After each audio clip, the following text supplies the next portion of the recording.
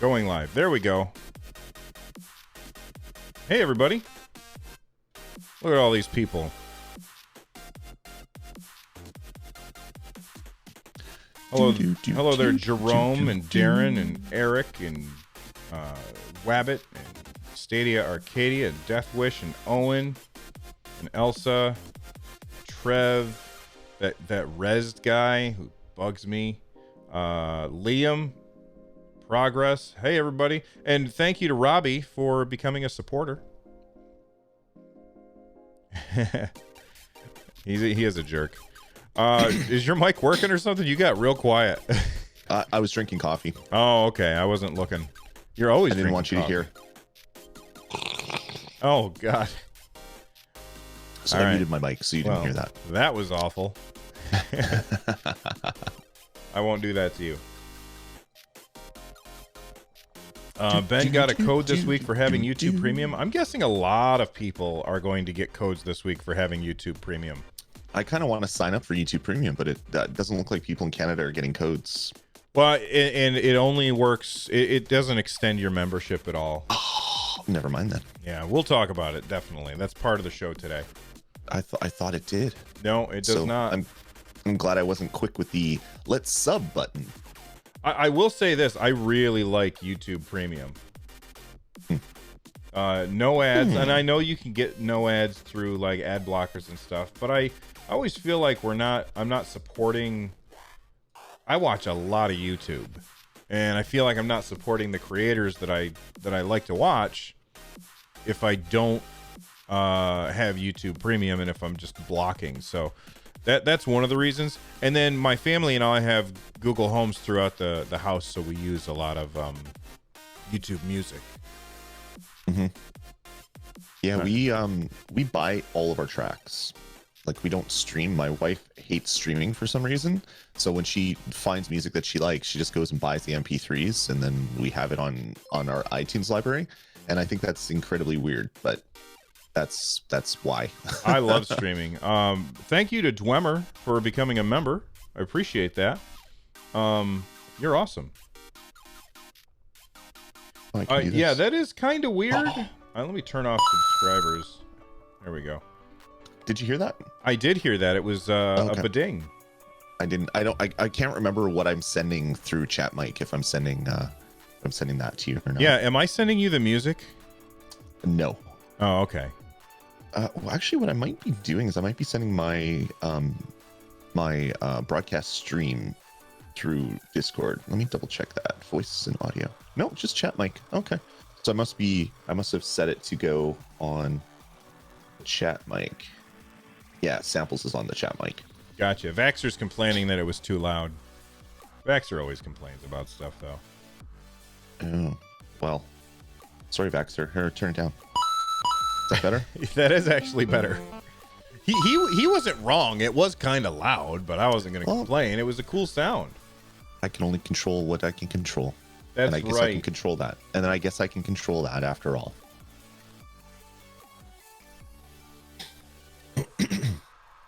I'm just increasing the brightness a little bit on my end. All right. Before we get started, I can't stand how bright that is on the ceiling, though. Bill, knock it off.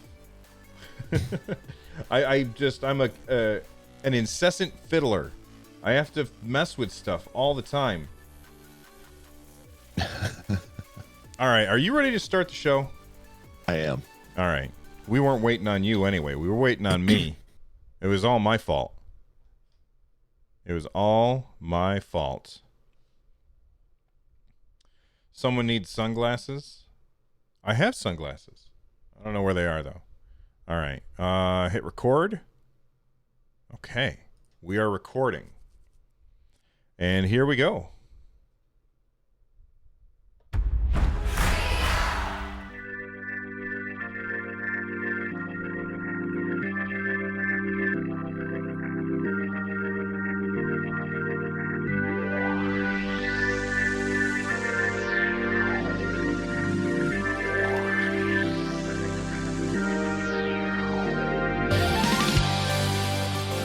Welcome back, everyone, to Stadiacast. It is brought to you live every Sunday morning at 10 a.m. Eastern on youtube.com/Stadiacast. I'm Bill. That's Lloyd. What's going on, Lloyd? Not much, man. Just ready to talk some Stadia. That's right. Before we get started, like I said, 10 a.m. Eastern, YouTube on Sundays. If you want to directly support the show, that's super easy to do. You can be here with us live, and you can use the super chat feature that directly supports the show and makes sure that we see your message for the second half of the show, where we answer each and every super chat. We call that, I forgot, what do we call that? Crowd play. I forgot.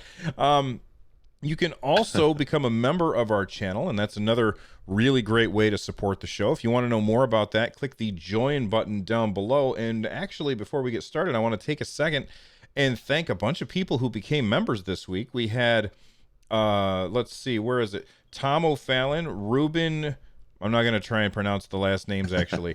Ruben, Stoyan, Ray, Vinny, and Robbie, and Dwemer. You guys are all awesome. Thank you very much for becoming members. It really, really does help out. Liam wants to know our Stadia names. Lloyd, why don't you tell him yours? Dasme. There you go, Dasme. And I'm Run Jump Stomp. All right, so that's where you can find us on Stadia. I have currently a bunch of friend requests that I have to get through, and they don't make it easy to do on the phone, because when you hit a certain limit, you can't add friends anymore from the phone. You have to do it from the actual Stadia interface, which is really slow and clunky. So hopefully they get that fixed eventually. All right, usually we start out the show with what we have been playing. So Lloyd, why don't you tell everybody, what have you been playing this week on Stadia? Well, I haven't been playing too much Stadia. Only a few days that I've been able to jump in and play. I did a first look of Serious Sam, which I put up on the YouTube channel. I have fond memories of playing Serious Sam way back in the day when it first came out on whatever old PC I had, like my Pentium 2, whatever it was. And I remember jumping into Serious Sam and just being so blown away with the number of enemies on the screen at one time. Like there's that scene that I recorded in the second level of the first game, where you just get these like mass of those bomber guys with like bombs glued to their hands that are running at you. Yeah.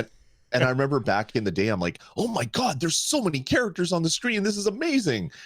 So I did a first look of that, and I played a little bit more after, and that game is just so much stupid fun. It's not a modern game. So there's a couple comments on the video I put up, and it's like, oh, this looks like trash. It's like, well, it's a game from like late 90s. That's 2001 or 2001. Yeah. That was remastered and put on the PlayStation 3 and the Xbox 360, and then remastered again and put on Stadia. So it's an old game that was remastered once and then remastered again. And basically they take the geometry and they put new textures on it, and that's pretty much the only thing that happens, right? So it's I don't know. It's really interesting. Some of the comments that people are saying about it, but just because it's an old game doesn't mean it's not a fun game. So I've been jumping in and playing a little of that. And well, actually, hold on. I want to talk about Serious Sam just a little bit, because I played it a little bit too. Oh, awesome. The game, okay, it feels like a game that somebody had. They looked at Doom from the old days, and they said, I can improve on that. Not the new Doom, but the old Doom. And they said, I can improve on that. And, I was playing it a little bit this morning because I wanted to be able to talk about it on the show. And the thing that stood out to me, I was like, oh man, it feels so slow and clunky compared to Doom. But, I just saw somebody in chat say that the game was too fast for them, which is crazy to me. I feel like, having played so much Doom lately, it's made all other shooters feel like they're super, super sluggish. This is, of course, a game that originally started out on PC, where it was mouse and keyboard. And are you playing mouse and keyboard, or are you playing on controller? Controller. You're playing controller. Okay, so me too. Did you turn on the auto aim? No, I didn't mess with any of the settings. I went with whatever was stock on when you just boot up the game. Okay, so they have auto aim in the game that you could turn on or off if you want. And there's this really weird option that you can have. You can either have it turned off, have it turned on, or have it turned on with an indicator. And so I wanted to try it out because the way that the crosshair moves feels very slow and sluggish compared to the incredibly quick and responsiveness of Doom Eternal. So I was like, all right, I'm just going to see what auto aim is like. And I turned on the indicator, and basically what happens is when you are facing an enemy, they will have a little icon that shows up over them. It says, that's basically saying, this is the enemy that you are going to hit right now. And if it's green, then you will, the indicator being green tells you that it could die in one shot, or it could die in multiple shots. And then if you shoot it and it turns from green to yellow, that means you got 2 shots left to kill it. And then red will mean like this is its last one, basically. I'm very early on, so I've only played for about 40 minutes or so. But I thought that was really interesting. And the longer that I played it, the more that I enjoyed it. It's very fun in just a stupid way. Like, I'm going to give you an example. We watched the Venom movie, which we had not seen yet. Oh, so good. Yeah, it's great, but it is not like, it's not a good movie. It's just a fun time. You know what I mean? Yeah, it's one of those movies that is so bad it's good. Right. And I feel like Serious Sam made me feel the same way again after playing 40 minutes. So if you're looking for some kind of nostalgia for late 90s, early 2000s first-person shooters, then I definitely think that you want to check out Serious Sam, especially if you have Pro. It's free. I felt. Do you constantly have to run backwards in that game, like all the time? Okay. Yeah, you come around a corner and a monster closet opens, or a teleport closet opens, and like 50 enemies come after you. So you're basically back wheeling it and shooting them with like shotguns. The thing I love about this game is the shotgun. The spread. It's like sniper rifle. It's like you're standing on the 50-yard line of a football field, facing like the short way on a football field, and you're hitting people in each end zone, for one thing, but you're also hitting people that are like 17 football fields away at the same time. It's like the most OP gun that I've ever seen in a video game. I love it so much. But yeah, you're like backing up and like just letting loose shotgun shots. The game is fun. Like the first one is great. The first and second game are great. I tried a little bit of Serious Sam 3, and it tries to be like this 3D action game, similar to other games that were out of the era, and it looks really dated. Like the character models are bad, not bad, but they're dated for the time, I guess. And it's like dropping F-bombs and saying gross things just for the shock factor, because that's what they were going for that game. Yeah. So I'm not a huge fan of the third one, but the first and second one, it's stupid fun. You go in a room and like 100 guys like teleport in around you. People in the chat room are saying it's like Duke Nukem. Yeah, it's like Doom. It's like Duke Nukem. It's like Rise of the Triad. It's like there's Hexen. that Hexen. There was that ninja game too. I can't remember the name of it. Anyway, it doesn't matter. It's like all those games at the same time, where Doom did a thing, and then all these other developers are like, we can do this too, but let's crank up the difficulty and the number of enemies that are on the screen. And it harkens back to a simpler time in video gaming. But it's fun to go in and play it, especially when you're on Stadia, because it's like you're like, I want to play Serious Sam, and 30 seconds later you're playing a level of Serious Sam. You finish the level, you turn it off, and you're good for the rest of the day if that's what you wanted to do. It's pretty awesome, and it's a really great game to have as a pro title, even though it's not a AAA game by any stretch of the imagination. I will say that I despise the guy's voice. Luckily, I think that you could turn it off. It's just too. Right. It's like, it sounds like they recorded him in an echo chamber in order to get it to resonate or something. It was real bad. Anyway, what else have you been playing this week, Lloyd? I've been playing a little bit of Doom, going back through some of the levels that I'd already beaten, not taking on any more bosses. So I'm not at the level that we were talking about before, Bill. But going back and trying to get a bunch of more secrets and things, so I can upgrade my character a little bit more, which has been fun. And then I've been playing a little bit more Crew, just getting in and flying around. If I have like an incredibly stressful day at work, it's like, okay, let's jump in and let's fly around the countryside and just do stupid things. That game has been just a treat to jump in for just a little bit of time just to relax. So that's pretty much it on Stadia. I wanted to get in and play some stacks on stacks on stacks. Haven't had a chance to do that yet, just because of family things that I've been doing. So hopefully today I'll be jumping in and playing some of that. So I've been playing stacks on stacks on stacks. Not a lot, just a little bit. It's a game that I like the idea behind it, and it's definitely well executed. The presentation is very off-putting to me, though, and I really can't identify why it bugs me. I just don't like the presentation. Somebody, I did a first look, which you can see here on our YouTube channel. And somebody said, "Oh, it's odd that Bill doesn't like this whimsical presentation." And I was like, "Yeah, it's just not for me. It doesn't make any sense."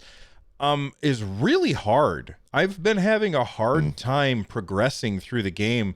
I wish that there was a way, and I talked about this on my first look. I wish there was a way for me to slow down time, just temporarily, so that maybe when one thing's happening, I can the blocks stop falling for long enough for me to orient myself and figure out what to do next. I read about it, and they said that there's some kind of trivia in the game. I haven't gotten to any of that trivia yet, but that's because I'm stuck at a part where I'm just struggling to get past anything. But if you're looking for a quick little puzzle game, then Stacks on Stacks on Stacks might be a game for you. I've also been playing a little bit of Doom. How far into, and we're not going to talk about it at length, everybody, because we spent 2 weeks talking about it. But Lloyd, how far into the game are you, do you think? So I have no idea. I haven't looked to see how long it is. We talked about that boss battle, and then the post boss battle thing, and then there's you go back to your ship and then you jump into whatever the next level is. I have problems with names, even like names of levels sometimes. Yeah. So I can't remember the name of it. And I got about halfway into that level and it's like, you know what? I'm going to take a break and I'm going to go back and clean up the old levels so that I can power myself up for what is coming. But I haven't progressed any further down the story. So I think it's probably like 2/3 done or halfway done through the story. I would assume. I would say that the story, I have no idea, but I would say that the story is honestly getting kind of interesting. Like there's a little bit of backstory on Doom Guy that I'm getting, and that surprised me. I didn't think that I would get any backstory on him. And overall, I'm having a blast. The monsters that I'm fighting now are so insanely hard that and I'm loving it, and I'm able to beat them after getting my tail kicked a couple times and figuring out the patterns on how to defeat them. But man, this game is incredibly brutal, and I have been having a lot of fun with it, but not so much this week because I've been playing so much Animal Crossing. It's hard for me. Like this week, I wanted to play Lost Words. I wanted to finish it.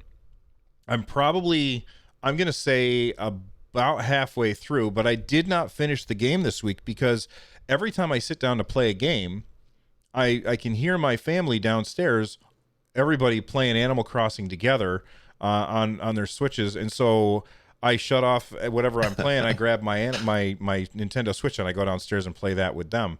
And that's just been distracting me from everything else. And I know you've been running into that same issue, but it's a great game. And anything else you've been playing this week other than Animal No. Crossing? Do you know what's a good solution to that problem that you're having? What's Is you that? have three people that want to play the game, but only 2 Switches and 2 copies of the game, and then you lose every time. That's been my solution for a lot of that. I want to play the game, but my wife wants to play the game, so she takes my Switch, and then my daughter's playing on her Switch, and it's like, oh, okay, I guess I can't play Animal Crossing. I'll go do other things. It's been a great solution for me. Awesome. Let's move on to the news. We've got a very interesting thing.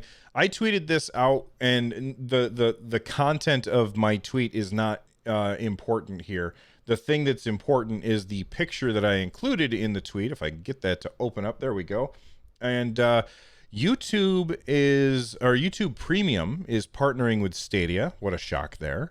And they are giving out 3 months of Stadia Pro to anybody who is a member of YouTube Premium. Now, I'm a member. This is actually a screenshot from my email, which is why I, scribbled out the code. Although, to be fair, let's worry about the scribbling in a minute. So basically, if you are subscribed to YouTube Premium, what are you getting at this point? Well, you're getting no ads on YouTube, which is really awesome. You are directly supporting any YouTube videos that you watch. Like, some of our revenue comes from people who have YouTube Premium, and if they watch our video, they don't see any ads, and we get some money, which is awesome. And then you also get access to YouTube Music, which is Google's replacement for Google Play Music, which they're slowly bringing all of the Google Play stuff into the YouTube stuff to bring it together. And that's what we use, because we have Google Homes all over the place in our house. And now you also get 3 months of Stadia Pro. And I think that that's awesome. I think that this is something I almost think that Google would be very, very. I think that they should combine them.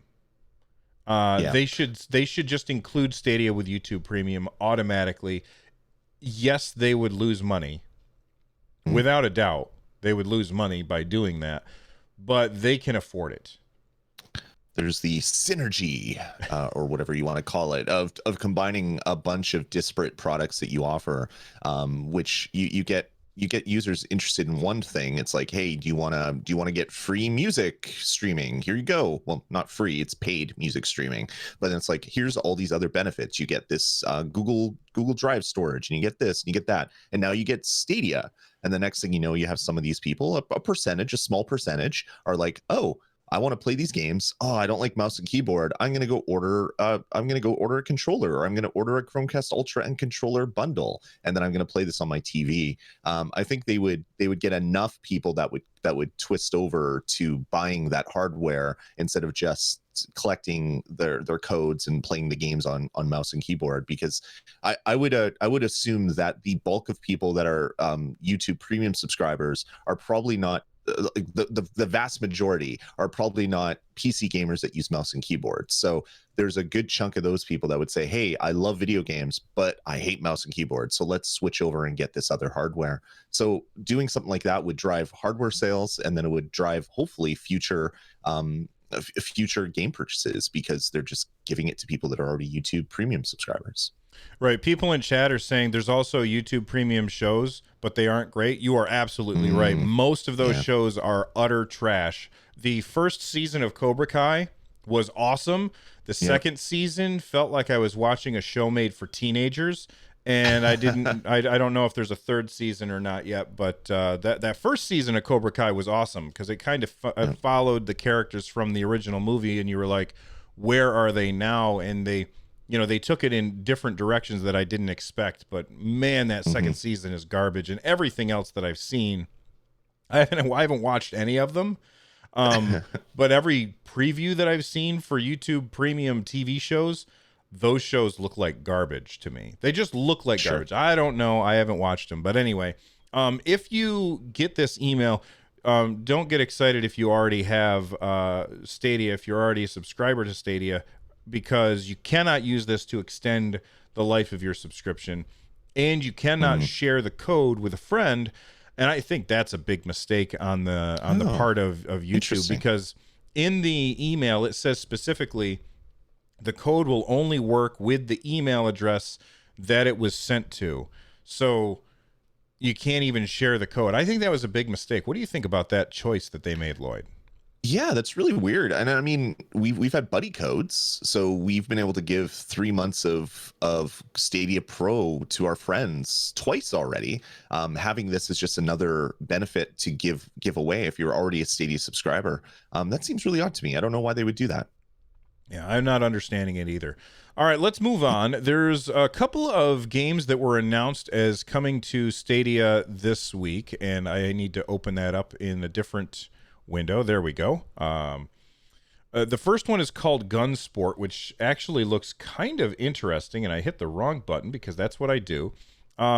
Basically, they call it Gunsport is a 2v2 volleyball game with guns, with 5 stages, 5 teams, a story mode, and of course online multiplayer on Stadia, designed as a mini esport that encourages teamwork and friendly completion. Each team has the same main weapon with which to shoot a single ball into the opposing team's goal, but under certain conditions, players can activate their team's unique special weapons and attempt to get ahead and turn the tide. What did you think about this, Lloyd? I think it reminds me a lot of Windjammers, Yeah. just like a side view of Windjammers instead of a top-down view of Windjammers. I loved Windjammers in the arcade on Neo Geo arcade cabinets.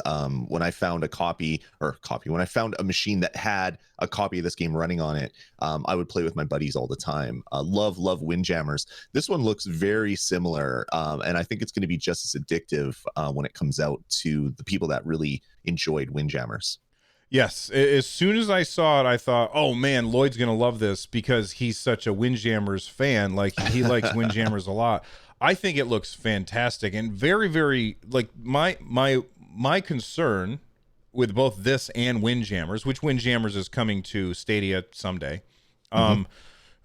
My concern with both of them is how fast it is, and not that Stadia can't handle it, because I think that Stadia can completely handle like.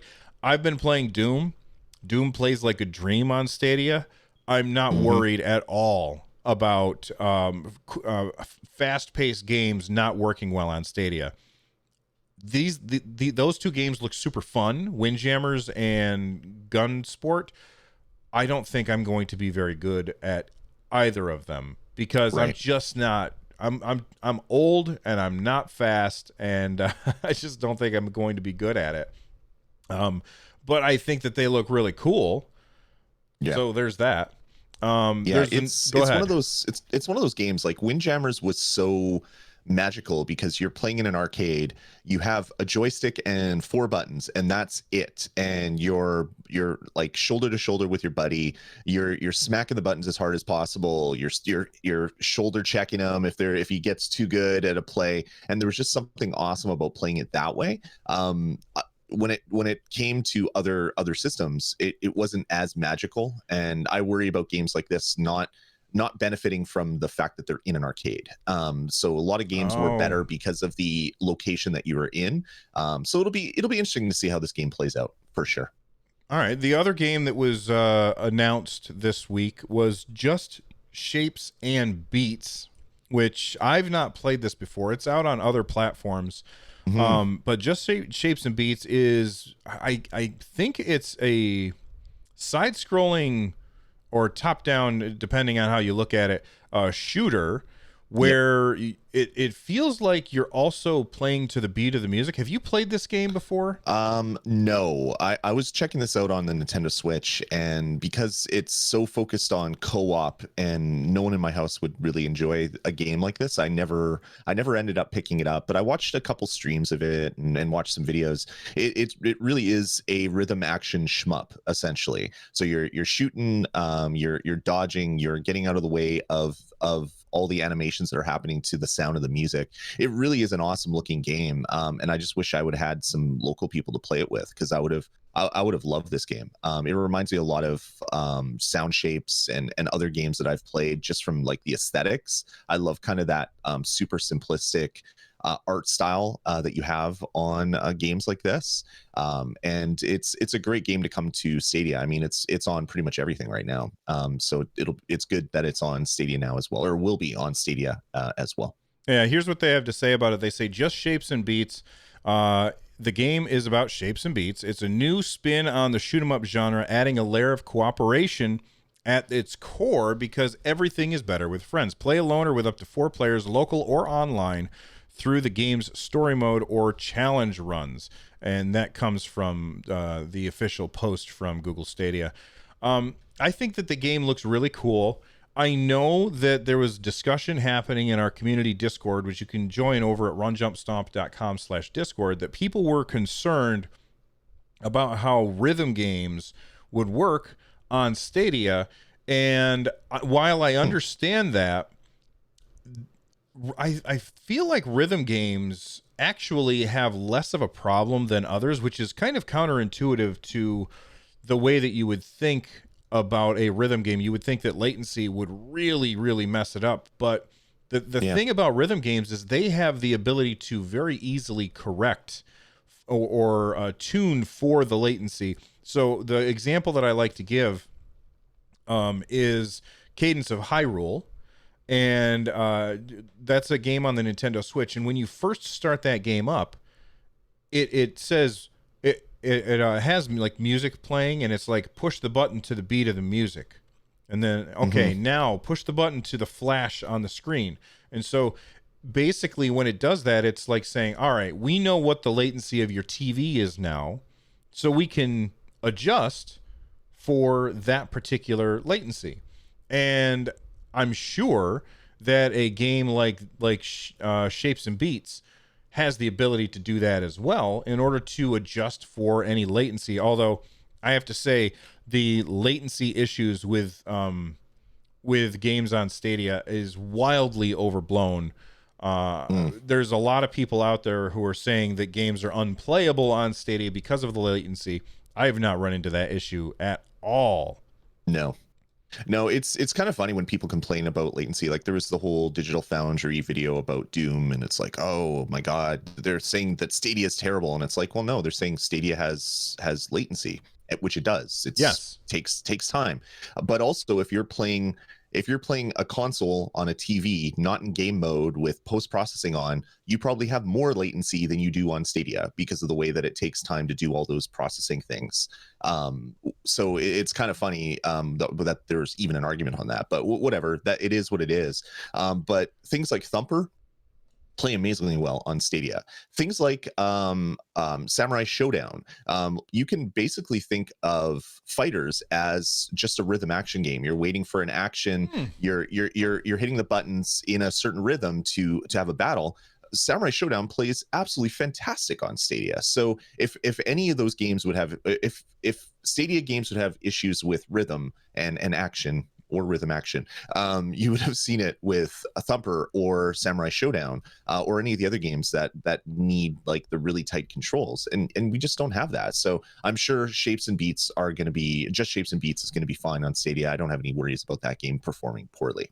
This isn't in the show notes. I hadn't planned on talking about it. You brought up the Digital Foundry video. I got a lot of people who reached out and they were like, "Bill, you should do a video that says that it's great." And okay, well, it is great.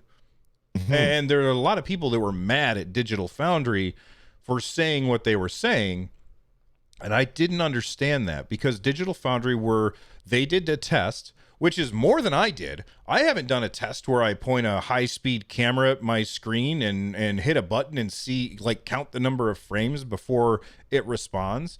I haven't done that. Have you ever done that, Lloyd?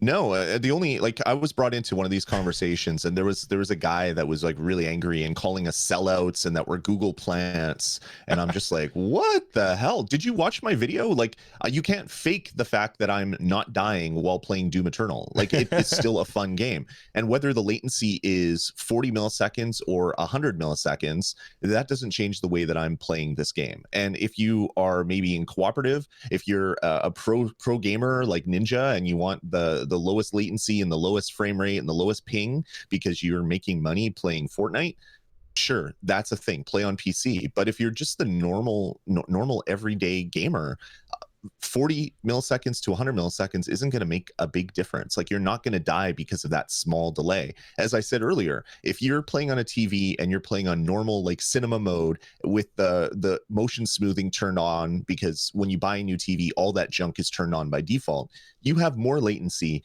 than you do playing Stadia with, based on the tests that Digital Foundry did. Those numbers is less latency than you'll have on your TV from a console that is plugged into it. So latency, it sure is bad, but when you're talking about a tenth of a second or a 20th of a second, like, that small delay isn't going to make or break your game. And then you got to understand, on the other side, a lot of the games that are running on Stadia are 60 frames a second, or if you're playing on certain consoles, they're 30 frames a second. So you have double the chance of inputs to actually make your gameplay that much better, even with more latency, because it's looking for inputs 60 times a second instead of 30 times a second. So the argument is kind of crazy. The Digital Foundry video is valid. I don't think they have any bias against Stadia. It's like a scientist. If a scientist proves something true, they're not biased against that one outcome. They've done the work, and they've come out with this as the proof to all the tests that they've done. But the argument that's going on right now is just a little bit crazy. Like, if you're enjoying Stadia, fine. No one's going to read that Digital Foundry or watch the video and say 100 milliseconds. I'm not buying that garbage. I doubt the number of people that are impacted negatively is really that large, and it's only the people that already have the confirmation bias, where they want Stadia to fail, and they look at this video and say, "See, I was right with all the hate that I've thrown on the internet about Stadia." It just, to me, the whole thing was just a non-issue. And then at the end, the dude that was claiming that we're Google plants and Google's paying us was like, "Oh, okay, cool, I'll check out some of your stuff." And it's just like, oh my God, why does everything on the internet have to start with a fight and then end in a handshake? Like, usually it's the other way around. Everything starts with a handshake, and then if it develops, maybe then it ends up in a fight. That whole thing was just a little bit crazy. Right. And I also want to say that Digital Foundry, again, I don't think they did anything wrong, and I don't think there was anything wrong with their video. They're a channel whose whole thing is about comparing things, right? And they are playing it on a local console on one, and then switching immediately over to Stadia, which will have more latency, not enough to really make a difference. But when you're comparing the two, I'm sure that if I were playing it on Xbox and then I set down an Xbox controller and picked it up and started playing it on Stadia, I would say, oh, this feels a little off. But because I'm not playing it on Xbox and I'm only playing it on Stadia, it feels fine to me, especially after I turned off the control smoothing, which should be off by default. I don't know why they did that. But all of the people who are attacking Digital Foundry because Digital Foundry has a bias against Stadia, I think that maybe you need to look at yourself in the mirror, because you might be projecting a little about having bias, where anybody who says anything bad must be biased. And it's the same thing as anybody who watches our stuff and they're like, those guys said something nice about Stadia. Clearly they're plants. I don't understand why. They did say the words less fun, Lloyd. I missed that when I was watching the video. Yeah, he said it was less fun because he felt frustrated by the controls. But that's going back and forth between the two things instantly. It's just like, I'm going to give one more example that includes the Switch. You get a game that I'm playing on PC at 4K, 60 frames per second, and then I pick up the Switch port and I start playing it, and I'm like, ugh, this doesn't look very good. Okay, but to somebody who only has the Nintendo Switch, the game looks and plays fine. And that's the thing that people don't tend to understand. Yes, we can pixel peep and look at each and every frame of something to say, oh, look at that. That has a little extra dithering there that isn't on this screen. So that one is technically worse. Technically. But when you're just playing the game and you're not sitting there playing it, looking at things side by side, or picking up one controller and putting down the other controller, when you're doing it like that, you're not going to notice these things. and they just kind of melt away, and you just play the game. And I don't know what else to say about it except that somehow that got added in outside of the show notes. Let's move on. You want to talk about, did you watch this new Get Packed trailer? I watched part of it. I don't want to watch any more of this game because I really want to play it, and I just want to be surprised about all the craziness that is going to ensue in this game. It's like one of those things where the game itself is fun, but it's probably the playing with a buddy, which is going to make it more fun. Like that's where the magic of this game is going to happen. Yeah, I agree. I think it looks really, really fun. I'm glad that it has online play. I was worried that this is going to be a game that is focused solely on local multiplayer, and the reason why that worried me is because very few people are going to have multiple Stadia controllers in their house. Mm-hmm. So that made me very, very nervous. But the fact that it has online is really, really good. So I was worried about that. Now, sure. There was an official interview, or an official Stadia interview with the dev, and they asked a very important question that I liked a lot, that they seem to ask all of the devs. And of course, the devs know this question's coming, so they have a good answer prepared. But they said, what is the reason that you're excited for developing this game on Stadia? And their answer is that Stadia has been a massive help in developing physics-based multiplayer for online play with Get Packed. While physics-based gameplay mechanics and online multiplayer will work well in local and split-screen games, you typically face latency issue in online multiplayer games that make development an absolute nightmare. So basically, all of the update ticks that happen if Lloyd and I are playing online and we're not playing on Stadia, let's say we're playing on Xbox or something, all of those ticks, those update ticks that happen online, they happen on my console, and then they have to be sent to the cloud, and then Lloyd's doing the same thing, and then they have to sync those things up and then send them back down. With Stadia, we're both playing on the same console essentially, and there's no latency between.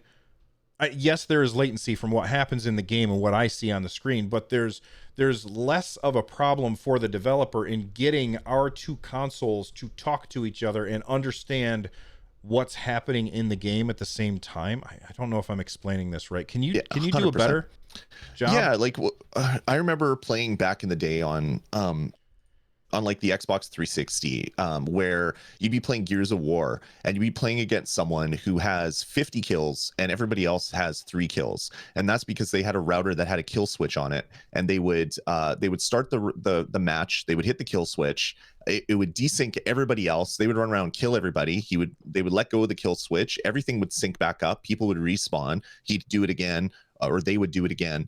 And that was because that person was the server. So everything that happens on the game gets sent out to everybody else. But if he cuts off that flow of information, no one is getting these updates.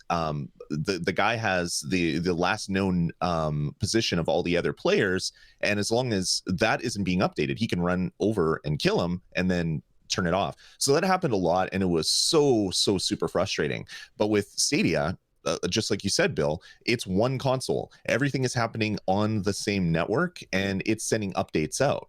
That means that if you have an internet issue, you're not going to update, but everybody else is still going to have fun because you're the only one that is having a problem at that time. Your computer or your controller isn't acting as the server and sending all this other information out, which means that online multiplayer is going to be way more fair for everybody. It doesn't mean that you're necessarily going to have a good time playing if you have bad internet, but it means that your bad internet isn't going to have the ability of impacting everybody else, which is a great thing. And you can't purposefully impact everybody else by hitting the kill switch on your router for a few seconds and then turning it back on so that you can go kill people.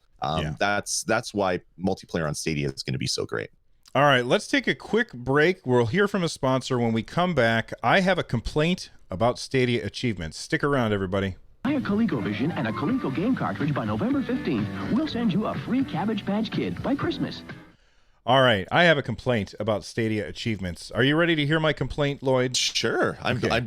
I don't know what this complaint is, and I am really excited to hear it. All right. I don't care about achievements. I don't care about achievements even a little. I know that there are people out there who love achievements. And for those people, I'm happy that Stadia has achievements.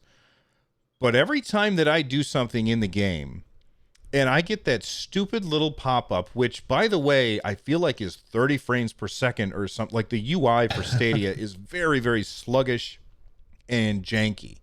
The Okay. gameplay is fine. The UI for the actual operating system is sluggish and janky, and it pops up and it distracts me, and I can't stand it, and I don't like the sound. The sound is irritating. Somebody sent us a song that Right. the song other than the inclusion of the achievement sound, that somebody sent us a song to listen to, and it was awesome. They did a great job, but it had that sound in it, and it made me want to tear my ears off, not because the song was bad, but because that sound was in it a bunch, and I hate that sound, and I don't like the achievements, and I just want to be able to go into the UI and say, never show me the achievements. If I want to know my achievements, I'll look them up. And I just wanted to complain about that. So there you go. Interesting. That's interesting. I understand the sound is annoying. I don't care about the UI, all that stuff. That's fine. I don't really care too much, but the sound is a little bit annoying, especially when you have accidentally you've changed your profiles on your mixer, and it somehow bumps your headphones up to 100% instead of 75 where you normally have it, and then you open stadia.google.com, and you get your headset is connected sound, and your ears start bleeding. I don't like it in that case. And then there's also the issue where sometimes randomly you'll pop into a game and it decides to say, hey, you have 40 achievements out of the 54, how about I show them all to you? Yes. And then it proceeds to make that sound 40 times in a row. That stuff is a little bit annoying, but everything else about achievements I'm enjoying. And I'm fine with achievements being in there. I just don't want to be notified of them, and I don't like the sound. Also, that same sound is used in to let you know about things. And every single time that I boot up Borderlands 3, which it hasn't been in a while since Doom came out, but every time I turn on Borderlands 3, it would say, "You're not in a chat." And I'm like, "Okay, I'm not in a chat." And then it'd say, "Hey, you're not in a chat." And it would keep doing that over and over and over again for, I don't know, like a minute and a half. It would just keep telling me, you're not in a chat. I'm like, I am aware that I am not in a chat. How about you go away? Right. It was very, very irritating. Anyway, I had to complain about that. Nice. Now we've got to the part of the show where we do what we call crowd play. Crowd play. Whoops, I just moved something I shouldn't have.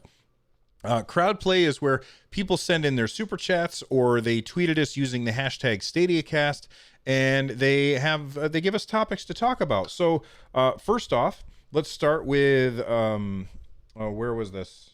I got to scroll. Let me switch screens. I got to scroll down to earlier. We had Ray Sherrod send in a $10 super chat with a little dancing pear. So thank you very much for that. We appreciate it. Sukotronic sent in a super chat. No comment from either of those. Inch High sent in a super chat with a question. And these are our favorite kind of super chats because they give us things to talk about. And it says, do you think Google will release a console like the Xbox One, all digital, and use the same streaming methods that Xbox are trying? And I assume he means with xCloud. What do you think? You think that there's any chance of that happening, Lloyd? Oh, well, they already have. It's Chromecast Ultra. There you go. There's your console. You hook it up to your TV, and you're playing the game on it. So what do you think is different from the Chromecast Ultra than what Inch High is thinking of? I don't know. I guess they want the games to be installed local, and that's nothing. Well, no. He said specifically streaming methods. Streaming methods. But yeah, like I don't know. Oh, Xbox. Sorry, I was thinking the comment was about the Xbox One SAD, which is the all digital Xbox, but but I think he means like the fact that you get streaming on top of that, so you have no disk drive and everything is streaming or digital download. Okay, I misunderstood what the question was. I really don't think Google will release a console other than the Chromecast Ultra, which they've already done. They already have the streaming service. They just don't have the way to install it local, because that's not what their service is. And to put a box in someone's house, they don't have to do that because they've already done that. They have the Chromecast Ultra or just a Chrome browser on your PC. So there really is no need for them to release any other sort of hardware except maybe for an updated Chromecast in a couple years that does something else, adds other features to Stadia that aren't capable or that the current one isn't capable of doing. I'm happy that Google is not putting in any kind of hardware outside of the Chromecast, which is really kind of ubiquitous. But I'm happy that they're not trying to make a console as well. Microsoft with xCloud, and this is the reason why I'm more excited about Stadia than I am xCloud. Microsoft with xCloud is basically giving you a way to play Xbox games when you don't have your Xbox. And I think that that's perfectly fine. I think that that's great. But that doesn't let you do anything that you can't already do just by having the hardware in your house. With Stadia, there's going to be things that are impossible, and we haven't seen them yet. I mean, I guess the Stream Connect, where one person's stuff is in the corner of your screen, maybe that's impossible. I don't know if that's impossible, but maybe that's impossible. But I'm looking at the future where there's going to be things that we're playing, and I'm saying maybe end of this year or mid next year, there'll be some kind of game where it can't possibly run on a local system. And because it can't possibly run on a local system, that's why it has to be on Stadia. And Right. because Microsoft is still clinging to this hardware idea, that precludes them from doing anything like that, in my opinion. They can't invest in that kind of thing because they still have one foot in the hardware business. Because Google is saying we're not interested in the hardware business, that means to me that they're taking this much more seriously. That's just my opinion on it. Sure. Yeah, like I've played xCloud and I do want it to succeed. I have an Xbox One. I have a Xbox Live Ultimate or Game Pass Ultimate subscription, so I get access to a bunch of games, and I'd love to play them on a browser or a PC or a phone or whatever. But I've done many hours of streaming on the xCloud beta, and it is slow. Like my son was playing Forza Horizon, I think it was, and it was slow. Like you go to turn into a corner and it takes like a good second before your car starts turning into that corner, and it's because you're playing on an Xbox essentially that is sitting in the cloud somewhere, instead of you're playing a game that was designed for cloud streaming that is running on specific hardware that was designed for cloud streaming. So xCloud works great. I've done remote play on my PlayStation 4 and it's essentially the same thing. I'm playing a game on my PS4, but not using my TV that's attached to my PS4 to see the output. But there's always going to be some issues there. There's going to be more latency. There's going to be more issues. And the fact that it's only 720p right now is a big issue as well. If you're trying to down the road when it's available on a web browser, it's going to look not as good as Stadia. But there's room in the market for both ways of doing things. Xbox has their own hardware, their own software, their own way of doing things. Google has their own stuff and they want to do it this way. I don't think one is better than the other because they're essentially two different things. It's apple and oranges. But it's going to be really interesting over the next year to see what happens with Amazon coming to the market. If Walmart moves forward with what they want to do, which I keep giggling whenever I say that, and I'm sorry for people that are working on that project. I'm not slighting you, but it's funny to me that Walmart was even talking about getting into the game streaming business. It's going to be really interesting over the next year to see how this all plays out. I do personally feel that Stadia is really going to be the best looking and performing one of these services, but I'm really interested to see if I'm wrong, and I'd be happy if I was wrong. I want the whole industry to get better, look better, and perform better, because that means better games for us to play. Absolutely. Lloyd and I, while we have a show about Stadia, does not mean that we only want Stadia to succeed. I want all of the things to be awesome for everybody. That's just what I want. I don't want Xbox to fail, because that means that the people who want to play games on Xbox would have less games to play. And that's I think the competition is good. JB said it best. Competition is good. Exactly. You know, I didn't add it to the show notes, but you know, Amazon had some information. It's very, very light on information, but some information about their streaming thing. We know that they have 2 games coming out this year, actually next month, and those games are Crucible and New World. Now, neither of those games are streaming games. Those games are like you install them on your PC, and they have some Twitch things hooked in. But then they also have Amazon's Project Tempo, which is apparently their streaming competitor. And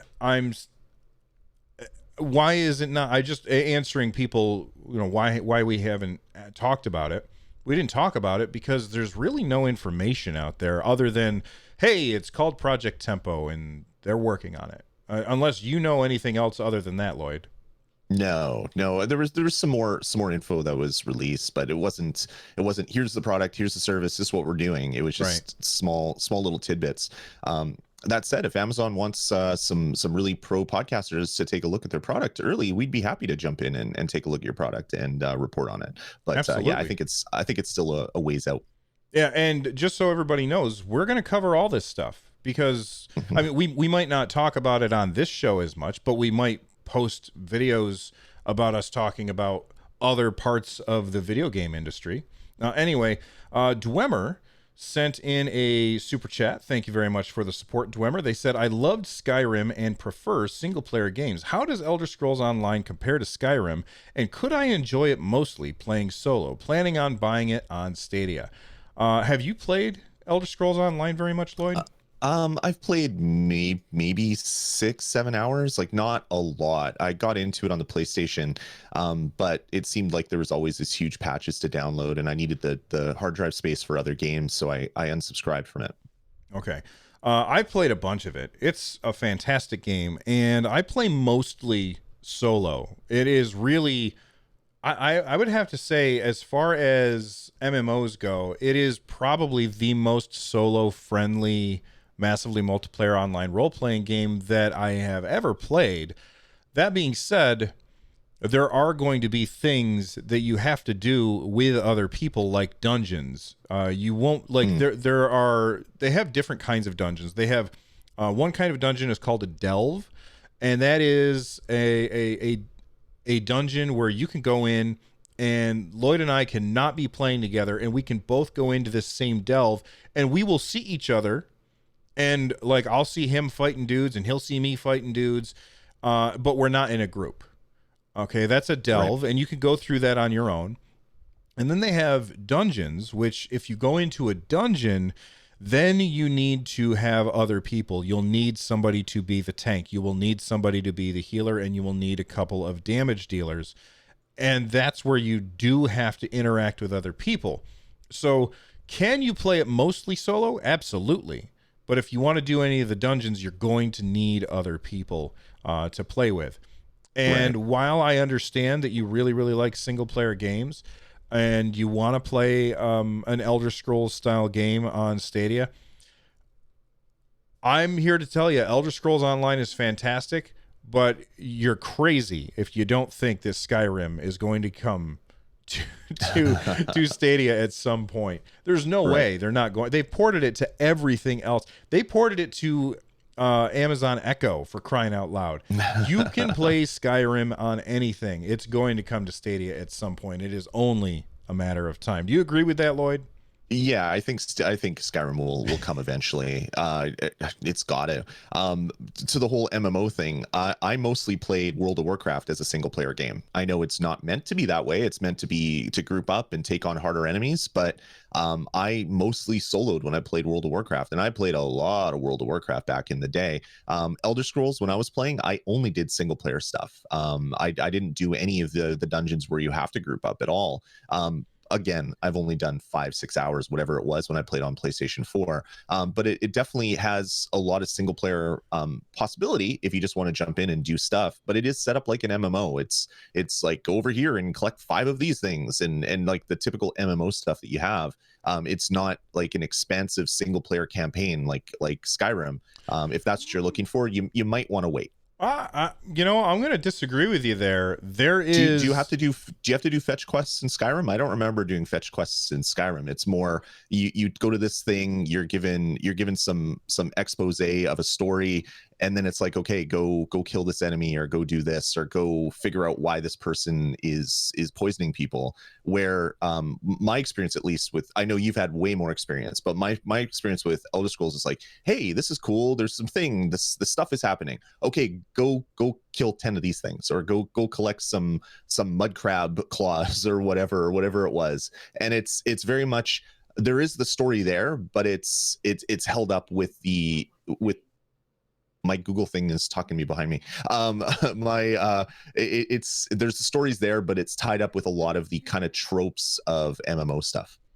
Okay, you're not wrong about that, but I just want to say there's lots of story in Elder Scrolls Online. 100%. Okay. Which is why you have to download 100 gigs if you're downloading it on your console. Yeah, exactly. And if you want to try out Elder Scrolls Online, and I know it's not on Stadia right now, and I don't think it's coming until June. I think right now the most recent expansion,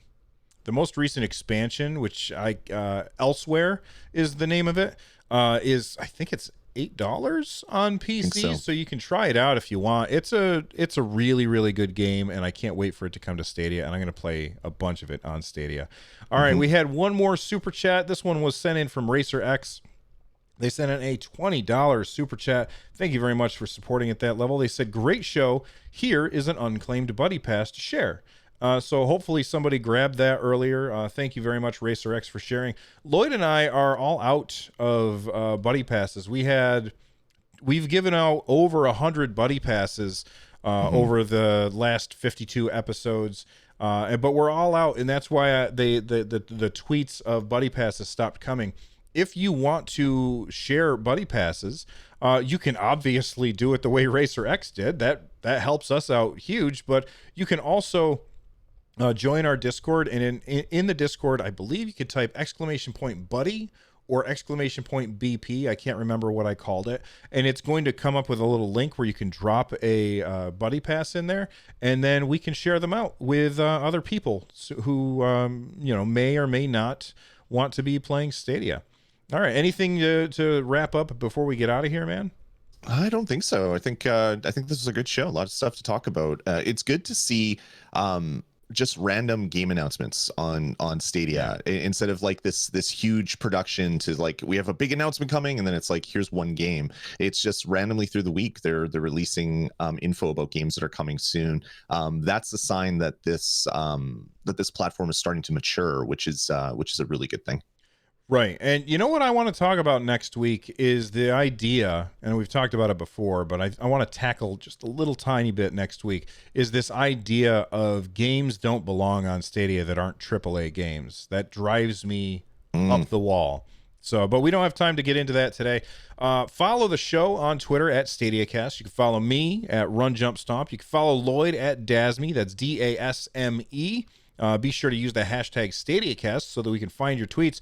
When I'm building the show notes, I go on Twitter, I look for hashtag Stadiacast, I sort by latest, and I look through the tweets to see if there's anything that I can include. And we didn't get any this week, but that's okay. You can also join our Discord over at runjumpstomp.com/Discord. There's over 1,200 people in there that are raring to talk about video games. And if you're already talking about Discord has this cool thing where you can put games in folders servers in folders and stuff. You make a folder for Run Jump Stomp and make a folder for Lloyd's Discord community, which you can find over at rezd.tv/Discord. That's rezd.tv/Discord. Listen to that. He's got me talking like a Canadian. The music you're about to hear is Subterranean Kamikaze by Zircon. Check out their stuff at zirconstudios.bandcamp.com. Lloyd, I'll see you next week, man. Have a good one, Bill. Bye, everyone.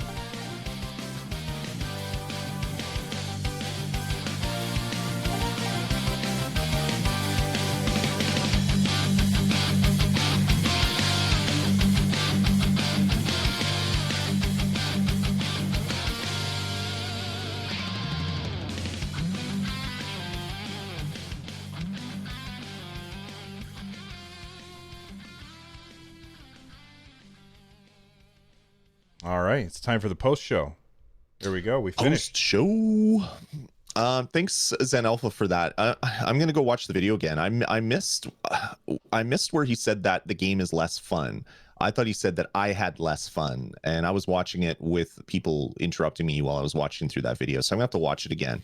Saying that he had less fun, that's a valid argument. When I talk about a video game, I talk about my experience with a video game. But if he said that the game is less fun, period, that's interesting. So I'm gonna have to go rewatch that video again, and have a peek at it. So yeah, thanks for that. I mean, I get what you're saying. I guess I come to it from my lens of I don't script anything. So I bet you they probably have scripts and stuff that they sit down and they write the script and then they read the script. So, you know, their word choice is probably far more important than my word choice is, because everything that I do is usually off the top of my head. Andy is saying they blatantly say they don't like Stadia as well in previous videos or tweets. Okay, but the thing that I want to make sure people understand is that Stadia does have latency, and that's what they showed. And that is perfectly fine to show, because Stadia does have latency. My argument is it doesn't matter if it has latency. It's not enough to really impact anything. And, you know, Lloyd, you made it a point earlier about like esports or something like that. Guess what? Esports would work on Stadia just fine if everybody's playing on Stadia. Because that's the great equalizer. Exactly. Yeah, no, it's 100%. Like, latency is such a weird thing, because as I said, most people, like, I went over to a buddy's house recently, well, before this whole COVID stuff, and I was noticing, like, he's a big gamer. He plays games all the time, and we were watching something, and it had what is that? The smoothing thing. I call it like soap opera mode or whatever on the TV, where everything is smooth. And I'm like, you play games like this? He's like, what do you mean? And I went into his settings and I turned off that mode, and he's like, oh my god, everything looks so much better. And I'm like, yeah, not only will it look better, you're going to drop like 100 milliseconds of latency off of it, because it doesn't have to put that post-processing garbage on top of the video that's coming through. He didn't realize that he had game mode on his TV either, which has even less latency. So he's playing his Xbox One, and he's probably playing it with way more latency than I've ever experienced on Stadia. And that was fine for him, because he didn't know any different, and he never had any complaints that his games suck or that it didn't control well. Like, the general gamer out there is probably playing in such worse environments than we are on Stadia running it on a PC.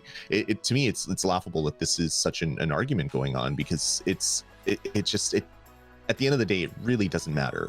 40 milliseconds to 100 milliseconds or whatever that small delta isn't going to make or break your experience on one platform or another. Of course, everybody wants it as low as possible, but your brain contacting all the neurons moving through your body and getting to your hands is going to have latency as well. So you inherently have your own latency in your body, which is probably, what did they say? It was like 40 milliseconds or 50 milliseconds is the latency to go from your brain to your finger. So it just, to me, it's laughable that this is something that we're talking about in the Stadia community so much. Yeah, but I mean, but then, you know, Dissenter in chat is saying they're working with MS. They're doing a lot to say Xbox is better between the words. I have news for you. Are you ready? Are you ready to hear this? Xbox is better. Why is it better? Because it's local. But that's not what Stadia is all about. Stadia is all about the idea that I can play without having to buy a thing. That's what Stadia is about. It is convenient. I can move it from screen to screen to screen without hooking something up and unhooking something. Playing something locally will always be better than playing something streaming. How much better? A little tiny bit. And at the end of the day, it really doesn't matter. But the guys at Digital Foundry didn't say anything that was out and out untrue. They didn't lie. They said, look, we recorded this with a 240 frames per second camera and slowed that down to 5 frames per second so that you could see that the Xbox has less latency than Stadia does. And then, of course, everybody says, well, they didn't say that right now everybody's using the internet. Guess what? Right now everybody's using the internet. I haven't had any issues with Google Stadia. It felt the same as it did last year before all of this nonsense started. They didn't say that what their ping was. Okay, maybe, but they're just showing you that the latency was there. They're showing you the latency that does exist. And anybody who says that it doesn't exist is flat out lying. And I'm not saying that it doesn't exist. I'm saying that it doesn't matter. Yep. Yeah, it's really funny. I'm trying to pull up an article that I read about how fast your brain is.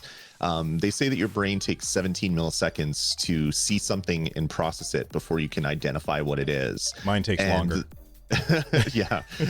Depending on how late it is in the day, mine takes way longer. But your brain notices a response time of 100 milliseconds as instantaneous. So you can't even perceive 100 milliseconds. If something's 100 milliseconds, it looks as instantaneous as 50 milliseconds to you. So if Google can get their latency down to about 100 milliseconds, it's going to be just as good as your brain processing anything that is coming in. So yeah, I mean, of course, then you process it and then it goes and then there's more latency on top of it. I understand it's not an instantaneous thing, but it's such small numbers, and I don't know, it just, to me, it's never made a big difference. But anyway, we've talked a lot about this. I don't even know if we need to even harp on it anymore. Yeah, you're right. It drives me crazy when people attack somebody for saying their opinion. Well, or even just not even opinion, like putting the hard numbers out there. I remember I was doing reviews for PlayStation VR games, and in some of the reviews I said this game made me want to puke. Not in those words, but I got motion sick from this game. And the number of people that said, well, your review shouldn't ever have anything about your own personal experience in it. A review isn't about that. A review is hard numbers. And I was like, okay, well, can you tell me how many cups of fun this game is compared to how many dashes of sound? No, a review is completely subjective. Everything that someone is putting out there, all the content you're putting out is subjective. Unless you're a scientist putting out a scientific white paper, there's no subjectivity in that. It's all being completely objective because that is what scientists do.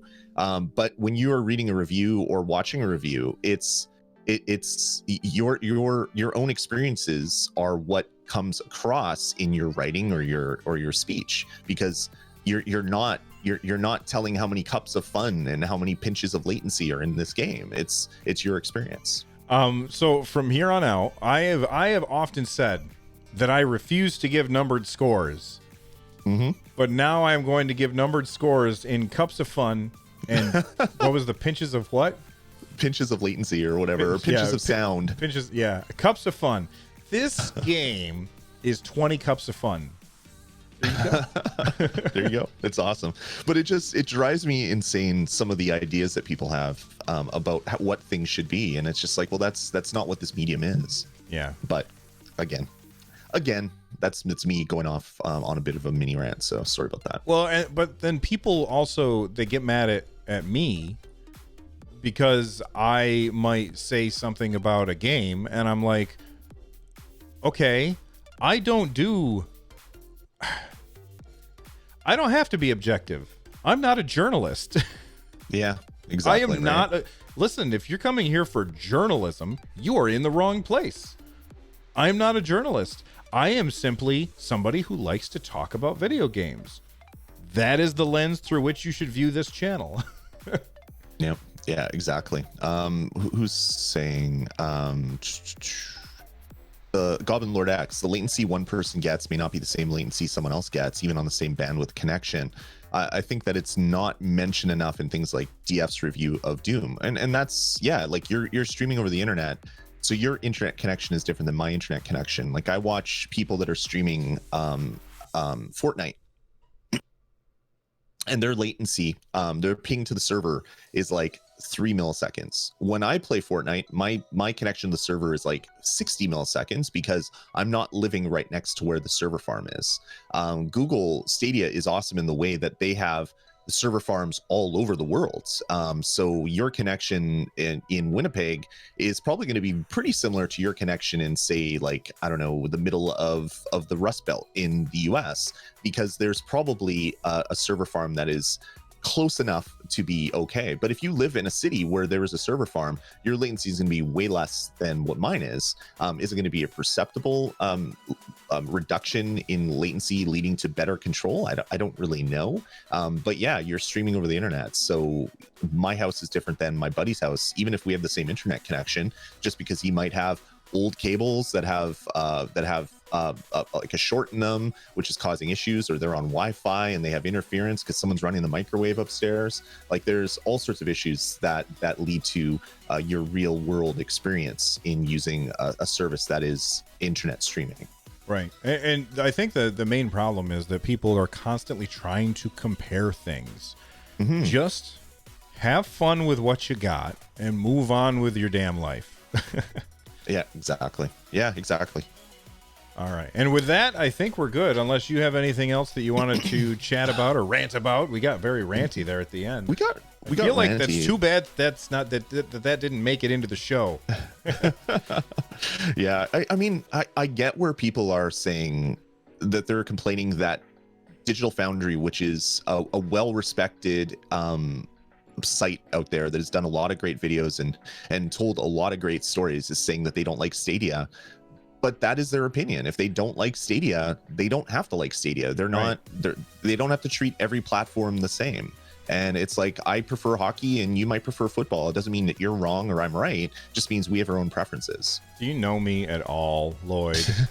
Come on. I know you like tiddlywinks, professional That's tiddlywinks. Right. I know. You're right. part of the league. The PTL. PTL. I don't know what the hell tiddlywinks are, but I'm going to have to look that up. All right, everybody. We're out of here. Thanks for hanging out with us. See everybody around. Later, Lloyd. Have a good one. Later.